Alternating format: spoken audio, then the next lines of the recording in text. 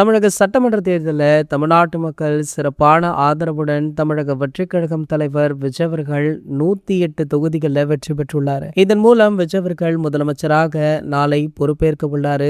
எந்த கட்சியுடனுமே கூட்டணி சேராமல் தனித்து தாவேகா போட்டியிட்ட நிலையில பிற கட்சிகளுடைய ஆதரவுடன் பெரும்பான்மையை நிரூபித்து விஜய் அவர்கள் தலைமையிலான அரசு ஆட்சி அமைய உள்ளது. இதற்கான பேச்சுவார்த்தை தற்போது தீவிரமா போயிட்டு இருக்கா. சினிமாவில் விஜய் அவர்கள் உச்ச நட்சத்திரமாக இருந்து பாக்ஸ் ஆபீஸ் கிங்காக திகழ்ந்து வந்தார். ஜனநாயகன் படத்திற்காக சுமார் 220 முதல் 275 கோடி வரை சம்பளம் பெற்றார். விஜய் அவர்கள் வருடத்திற்கு ஒரு படம் மட்டுமே நடிக்கிற நிலையில வருடத்திற்கு குறைஞ்சபட்சம் 150 இருந்து 200 கோடியை கடந்த 6 வருடங்களாக பெற்று வராரா. தற்போது சினிமாவை முழுமையாக விட்டு அரசியலுக்கு வந்த விஜய் அவர்கள் தற்போது முதலமைச்சர் அப்படின்ற பொறுப்பை ஏற்க இருக்காரு. சோ ஆகையால பாத்தீங்கன்னா இவருக்கு சினிமா தரப்புல இருந்து பல வாழ்த்துக்களுமே குவிஞ்சிட்டு இருக்கு. ஒரு நடிகனை முதலமைச்சராக பார்ப்பது அப்படின்னு சொல்லி பல சினிமா பிரபலங்கள் இவரை புகழ்ந்து தள்ளிட்டும் இருக்காங்க.